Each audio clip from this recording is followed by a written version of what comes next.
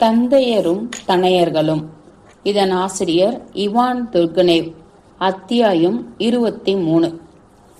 அர்காதியை கிண்டலான வருத்தத்துடன் வழியனுப்பி அவனுடைய பயணத்தின் உண்மை நோக்கம் பற்றி தான் ஏமாந்துவிடவே இல்லை என்று தெளிவாக புலப்படுத்திய பின் பசாராவ் முற்றிலும் தனியனாகிவிட்டான். வேலை ஜுரம் அவனை பற்றி கொண்டது. பாவேல் பெத்ரோவிச்சுடன் விவாதிப்பதை இப்பொழுது அவன் விட்டுவிட்டான். அதிலும் அவர் அவன் முன்னிலையில் அளவு கடந்த பிரபு வம்ச தோரணையை மேற்கொண்டார். தம் கருத்துக்களை சொற்களால் இன்றி வெற்று ஒலிகள் வாயிலாக வெளியிட்டார். எனவே விவாதத்துக்கு இடமே இல்லை.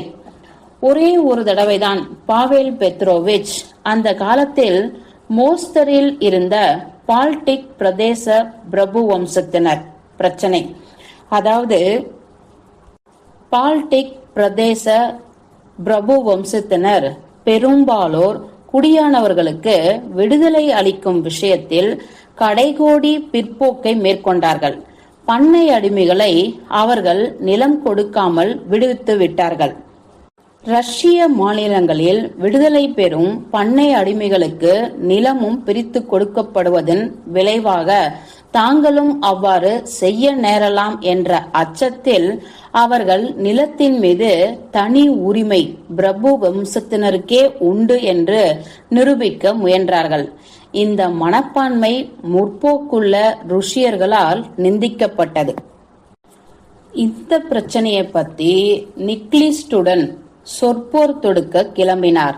ஆனால் தாமே திடீரென்று விவாதத்தை நிறுத்திவிட்டு வரட்டு மரியாதையுடன் சொன்னார். ஆனால் நாம் ஒருவரை ஒருவர் புரிந்து கொள்ள முடியாது.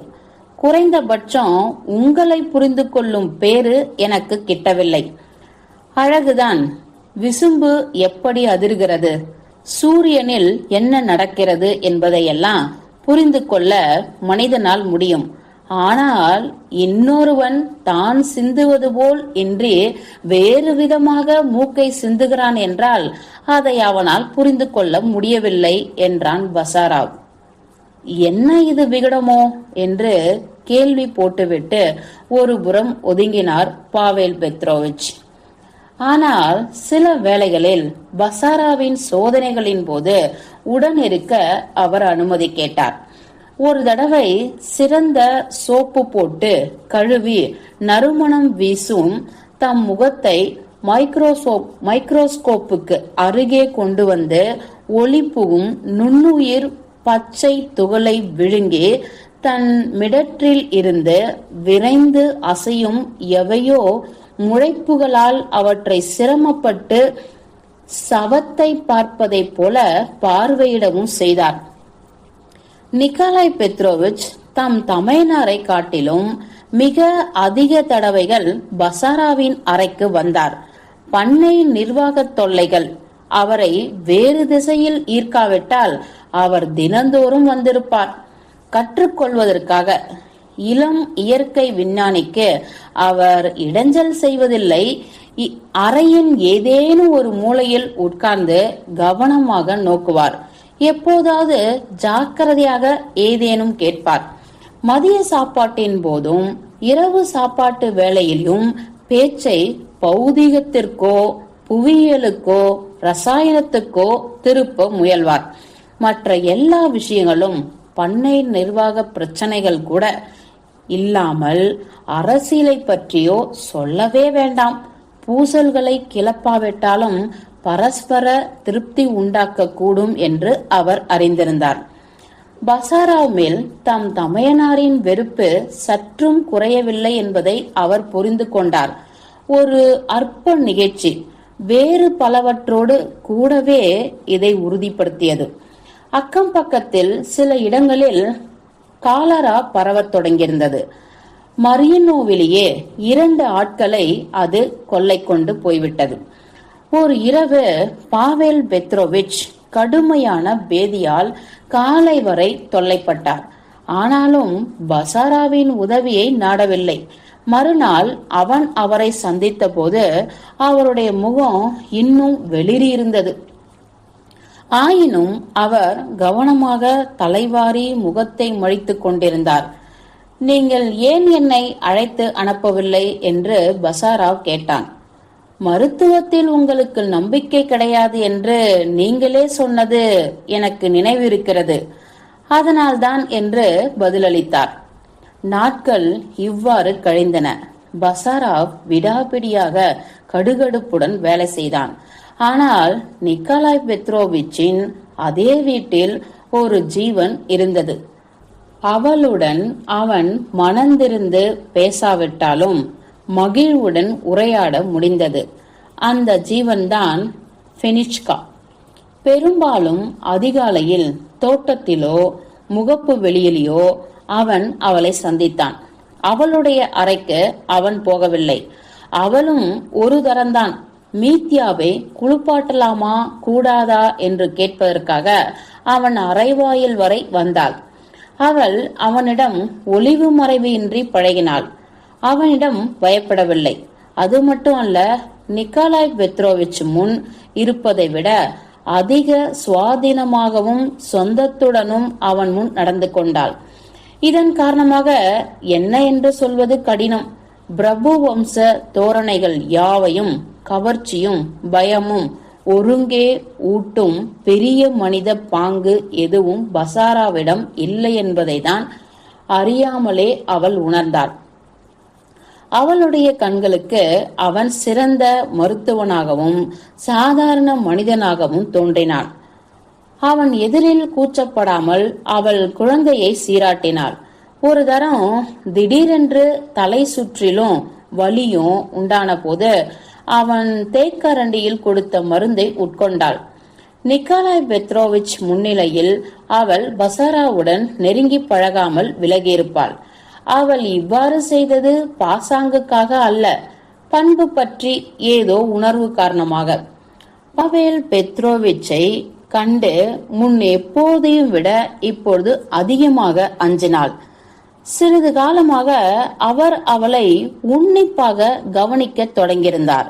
நாகரிகமான சூட்டு அணிந்து பைகளில் கைகளை நுழைத்தவாறு அசைவென்று கூர்ந்து நோக்கும் முகத்துடன் தரையை பிளந்து கொண்டு வெளிவந்தவர் போல திடீரென்று அவள் பின்னே தென்படுவான். அப்படியே உடம்பெல்லாம் சில்லிட்டு போகிறது என்று துன்யாஷாவிடம் முறையிட்டாள் ஃபெனிச்கா.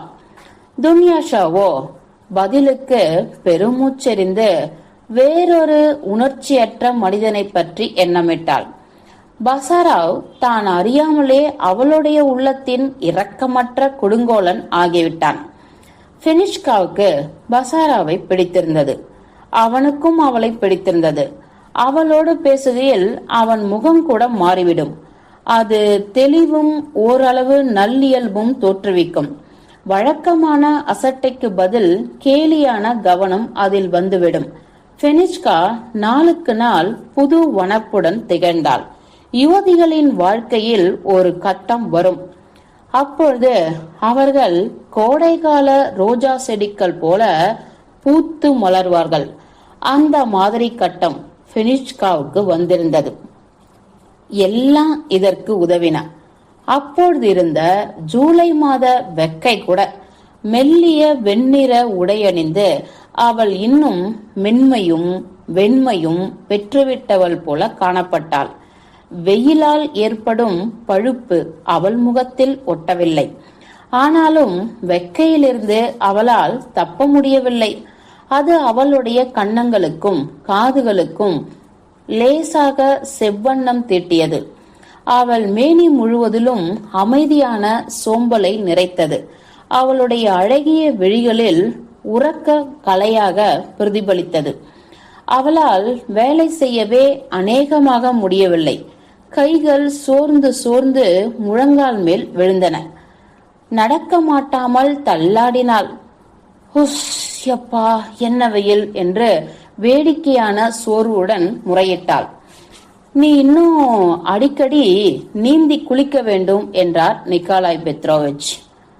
தம்முடைய குளங்களில் இன்னும் நீர் வற்றாத ஒன்றில் துணித்திரை மூடிய பெரிய குளியலிடம் அமைத்திருந்தார் அவர். ஐயோ நிக்கலாய் பெத்ரோவிச், குளத்தை போய் சேர்வதற்குள் பிராணன் போய் விடுகிறது. திரும்பி வீட்டுக்கு வருவதற்குள் முன்பு போல் உயிர் போய்விடுகிறது. எங்குமே நிழலே இல்லையே தோட்டத்தில் என்று முறையிடுவாள். உண்மை, நிழல் இல்லைதான் என்று கூறி புருவங்களை தேய்த்து கொண்டார் நிக்கோலாய் பெத்ரோவிச். ஒரு நாள் காலை 6 மணிக்கு பின் உலாவி விட்டு திரும்பிய பசாராவ் மலர்கள் உதிர்ந்து விட்ட போதிலும் இன்னும் அடர்ந்து பசுமையாய் இருந்த பவள குறிஞ்சி கொடி வீட்டில் ஸ்பெனிச்காவை கண்டான். வழக்கம் போல வெள்ளை தலைக்குட்டை அணிந்து பெஞ்சின் மீது உட்கார்ந்திருந்தாள் அவள். பனித்துளி படிந்து நனைந்து சிவப்பு வெள்ளை ரோஜா மலர்களின் பெரிய கொத்து அவள் அருகே கிடந்தது. பசாராவ் அவளுக்கு முகமன் கூறினான். எவ்கேனி வெஸ்லிச் என்று கூறி அவனை பார்ப்பதற்காக தலைக்குட்டியின் ஓரத்தை சற்று உயர்த்தினாள். அப்பொழுது அவளுடைய கரம் முழங்கை வரை திறந்திருந்தது. நீங்கள் இங்கே என்ன செய்கிறீர்கள்? பூச்செண்டு கட்டுகிறீர்களா என்று அவள் அருகே அமர்ந்து வினாவினான் பசாராவ். ஆமாம், காலை சிற்றுண்டியின் போது மேஜை மேல் வைக்க நிக்கோலாய் பெத்ரோவிச்சுக்கு இது ரொம்ப பிடிக்கும். சிற்றுண்டிக்கு இன்னும் நிறைய நேரம் இருக்கிறதே. இவ்வளவு நிறைய பூக்களா? நான் இப்போதே ஏன் கொய்தேன் என்றால் அப்புறம் வெக்கை அதிகமாகிவிடும், வெளியே வர முடியாது. இந்த வேளையில் மட்டுமே இதமாக மூச்சு விட முடிகிறது. இந்த வெக்கையில் நான் ஒரேடியாக சோர்ந்து போனேன். உடம்புக்கு வந்துவிடுமோ என்று பயமாக இருக்கிறது. இது என்ன வீண் கற்பனை? எங்கே உங்கள் நாடியை பிடித்து பார்க்க விடுங்கள். பசாராவ் அவளுடைய கையை பிடித்து ஒரு சீராக துடித்த ஞாலத்தை தேடி கண்டவன் அதன் துடிப்புகளை கணக்கிடக்கூட இல்லை. 100 ஆண்டு வாழ்வீர்கள் என்று அவள் கையை விட்டுவிட்டு கூறினான். ஐயோ வேண்டாம், கடவுளே காப்பாற்று என்றாள் அவள். ஏனோ நீண்ட காலம் வாழ நீங்கள் விரும்பவில்லையா? ஆனால் 100 ஆண்டுகள் என்கிறீர்களே. என் பாட்டி 85 வயது வரை உயிரோடு இருந்தாள். ஆனால் என்ன சித்திரவதை பட்டுவிட்டாள் அவள். கருத்து செவிடாகி கூன் விழுந்து ஓயாமல் இரும்பிக் கொண்டிருந்தாள், தனக்கே சுமையாக. இதுவும் ஒரு வாழ்க்கையா? யுவதியாயிருப்பதே மேல் என்கிறீர்களாக்கும். வேறென்ன? அது எந்த வகையில் மேல் சொல்லுங்களேன். எந்த விதத்திலா? என்னையே எடுத்துக்கொள்ளுங்களேன். என்னால் எல்லாம் செய்ய முடிகிறது. போகிறேன், வருகிறேன், தூக்குகிறேன், சுமக்குகிறேன். யாரையும் உதவிக்கு கெஞ்ச வேண்டாம். இதைவிட மேலானது எது? எனக்கு எல்லாம் ஒன்றுதான். நான் இளைஞனாய் இருந்தாலும் சரி, கிழவனாய் இருந்தாலும் சரி. எப்படி சொல்கிறீர்கள் நீங்கள் எல்லாம் ஒன்றுதான் என்று? நீங்கள் சொல்லுவது மாதிரி இருக்கவே முடியாது. நீங்களே பாருங்கள், என்னுடைய இளமை எனக்கு எதற்காக? நான் தனியாக வாழ்கிறேன், ஒண்டிக்கட்டையாக. இதை மாற்றிக்கொள்வது உங்கள் கையிலே இருக்கிறது, என் கையில இல்லை என்பதுதானே சங்கடம். யாராவது என் மேல் பரிவு காட்டினால்தானே. ஃபெனிஷ்கா பசாராவை பக்கப்பார்வையாய் நோக்கினாள். ஆனால் ஒன்றும் சொல்லவில்லை. உங்களிடம் இது என்ன புத்தகம் என்று சற்று பொறுத்து கேட்டாள். இதுவா? இது விஞ்ஞான புத்தகம், கடினமான புத்தகம். நீங்கள் இன்னுமா கற்றுக்கொண்டிருக்கிறீர்கள்? உங்களுக்கு சலித்து போகவில்லையா? ஏற்கனவேதான் உங்களுக்கு எல்லாம் தெரியுமே. தெரியாது என்பதை இதிலிருந்தே நீங்கள் கண்டு கொள்ளலாமே. எங்கே கொஞ்சம் படித்து பாருங்கள். எனக்கு இதிலே ஒன்றுமே விளங்காது. இது ருஷ்ய பாஷையில் எழுதியிருக்கிறதா என்று கனத்த பைண்டு செய்த புத்தகத்தை 2 கைகளாலும் வாங்கிக் கொண்டு, எவ்வளவு பருமன் என்றாள் ஃபெனிஷ்கா. ருஷ்ய பாஷையில்தான், இருந்தாலும் எனக்கு ஒன்றும் புரியாது. நீங்கள் புரிந்து கொள்வீர்கள் என்பதற்காக சொல்லவில்லை நான். நீங்கள் படிப்பதை பார்க்க எனக்கு ஆசையாக இருக்கிறது. நீங்கள் படிக்கும்போது உங்கள் மூக்கு நுனி மிகவும் அழகாக அசைகிறது. தான் திருப்பிய இடத்தில் இருந்த குரோசோட் தொற்று நீக்கி பற்றிய கட்டுரையை தனிந்த குரலில் படிக்கத் தொடங்கிய ஃபெனிஷ்கா களீரென நகைத்து புத்தகத்தை வீசி எறிந்தாள். அது பெஞ்சிலிருந்து நழுவி தரையில் விழுந்தது. நீங்கள் சிரிப்பதும் எனக்கு பிடித்திருக்கிறது என்றான் பசாராவ். போதும், நீங்கள் பேசுவதும் எனக்கு பிடித்திருக்கிறது. ஓடை நீர் கலகலப்பது போல. ஃபெனிஷ்கா தலையை திருப்பிக் கொண்டாள். என்ன ஆள் நீங்கள் என்று மலர்களை பொறுக்கிக் கொண்டே சொன்னார். என் பேச்சில் நீங்கள் கேட்க என்ன இருக்கிறது? நீங்கள் எவ்வளவோ அறிவாளி சீமாட்டிகளோடு பேசியிருக்கிறீர்கள். அட, நான் சொல்லுவதை நம்புங்கள். உலகத்தில் உள்ள அறிவாளி சீமாட்டிகள் அத்தனை பேரும் உங்கள் சிறு முழங்கைக்கு ஈடாக மாட்டார்கள். இன்னும் ஏதேதோ இட்டு கட்டுகிறீர்களே என்று கிசுகிசுத்து கைகளை மறைத்துக் கொண்டாள் அவள். தரையில் விழுந்த புத்தகத்தை எடுத்தான் பசாராவ். இது மருத்துவ புத்தகமாயிற்றே, எதற்காக எரிகிறீர்கள்? மருத்துவ புத்தகமா என்று திருப்பி கூறி அவன் பக்கம் திரும்பினாள் ஃபெனிஷ்கா. ஒன்று தெரியுமா? நீங்கள் எனக்கு அந்த துளிகள் குடித்தீர்கள் பாருங்கள், நினைவிருக்கிறதா? அதற்கு அப்புறம் குழந்தை எவ்வளவு நன்றாக தூங்குகிறான் என்கிறீர்கள். உங்களுக்கு எப்படி நன்றி செலுத்துவது என்று எனக்கு தெரியவில்லை. நீங்கள் அவ்வளவு நல்லவர், மெய்யாகவே. மருத்துவர்களுக்கு சரியான சன்மானம் செய்ய வேண்டும். அவர்கள் தன்னலம் பிடித்தவர்கள் என்பது உங்களுக்கே தெரியுமே என்று குறுநகையுடன் சொன்னான் பசாராவ். ஃபெனிஷ்கா விழிகளை உயர்த்தி அவனை பார்த்தாள். முகத்தின் மேற்பகுதி மீது விழுந்த வெளிர் ஒளி அவற்றை இன்னும் கருமையாக காட்டியது. அவன் வேடிக்கைக்கு சொல்றானா இல்ல உண்மையாக தான் சொல்கிறானா என்று தெரியாமல் அவள் விழித்தாள். உங்களுக்கு வேண்டியவற்றை நீங்கள் நிக்கலாய் பெத்ரோவிச்சிடம் கேட்க வேண்டியிருக்கும். நான் பணம் கேட்பதாக நினைக்கிறீர்களா என்ன என்று இடைமறித்தான் பசாராவ். இல்லை, நான் உங்களிடம் வேண்டுவது பணம் அல்ல. பின்ன என்ன என்றாள் ஃபெனிஷ்கா. என்னவா? யூகிங்களேன். நான் ரொம்பத்தான் யூகித்து விடுவேன்.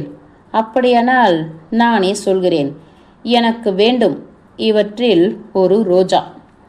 ஃபெனிஷ்கா மறுபடி களீரென்று சிரித்து கைகளை கூட கொட்டினாள். பசாராவின் விருப்பம் அந்த அளவுக்கு வேடிக்கையாகப்பட்டது அவளுக்கு. அவள் நகைத்தாள். அதே சமயம் அவன் தன்னை பாராட்டியதால் மகிழ்ந்தாள். பசாராவ் அவளையே வெறித்து பார்த்து கொண்டிருந்தான்.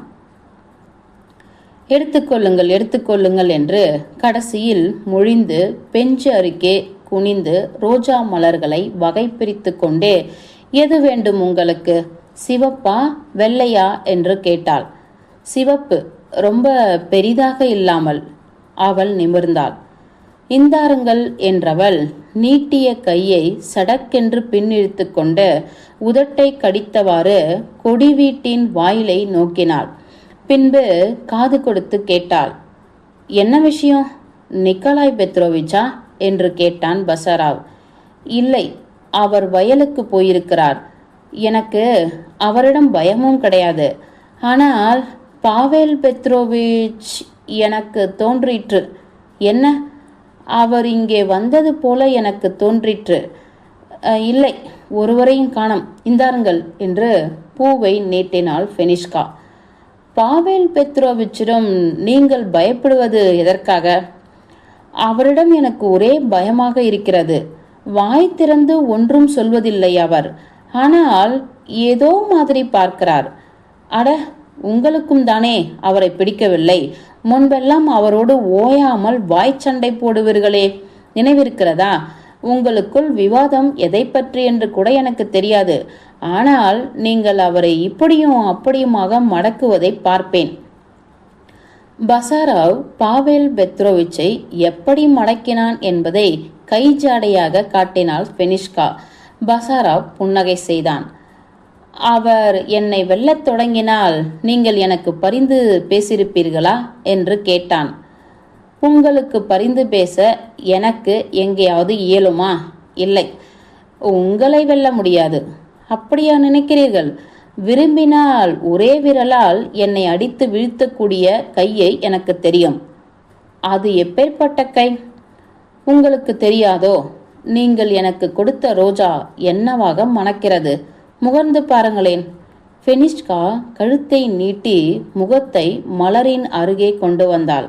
தலைக்குட்டை நழுவி அவள் தோள் மேல் விழுந்தது. சற்றே கலைந்த பளிச்சிடும் அடர்ந்த கருங்குழலின் மென்மையான திரள் தென்பட்டது. பொறுங்கள், நானும் உங்களோடு முகர்ந்து பார்க்க விரும்புகிறேன் என்று கூறி குனிந்து அவளுடைய மலர்ந்த உதடுகளில் ஆர்வத்துடன் முத்தமிட்டான் பசாராவ். அவர் திடுக்கிட்டு இரு கைகளையும் அவன் மார்பில் ஊன்றி விலக்கினாள். ஆனால் அவளுடைய அழுத்தத்தில் வலுயில்லை. பவள குறிஞ்சி செடிகளின் மறுபுறம் வறண்ட இருமல் சத்தம் கேட்டது. ஃபெனிஷ்கா ஒரு நொடியில் பெஞ்சின் மறுகோடிக்கு நகர்ந்து கொண்டாள். பாவேல் பெத்ரோவிச் வந்து சற்றே தலைவணங்கி, நீங்கள் இங்கே இருக்கிறீர்களா என்று ஒருவித வன்மம் நிறைந்த சோர்வுடன் சொல்லிவிட்டு அப்பால் சென்றார். ஃபெனிஷ்கா அக்கணமே எல்லா ரோஜாக்களையும் திரட்டி எடுத்துக்கொண்டு கொடி வீட்டிலிருந்து வெளியே போய்விட்டாள். நீங்கள் செய்தது பாவம் எவ்கேனி வசிலிச் என்று போகும்போது கிசுகிசுத்தாள். செயற்கை அற்ற கண்டனம் அவளுடைய கிசுகிசுப்பில் தொனித்தது. அண்மையில் நடந்த இன்னொரு காட்சியை பசாராவ் நினைவு கூர்ந்தான். அவனுக்கு வெட்கம் உண்டாயிற்று. தன் மீது இகழ்ச்சியும் சினமும் பொங்கின.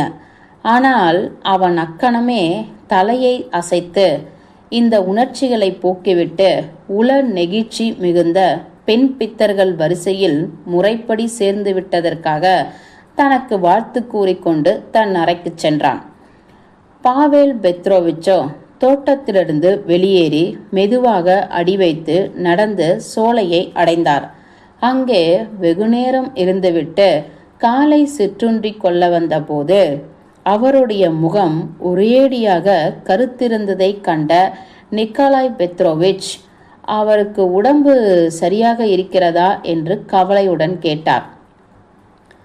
சில வேளைகளில் பித்த நீர் அதிகமாக சுரப்பதால் நான் தொல்லைப்படுவது உண்டு என்று அமைதியாக விடையளித்தார் பாவேல் பெத்ரோவிச். அத்தியாயம் 23 முடிந்தது.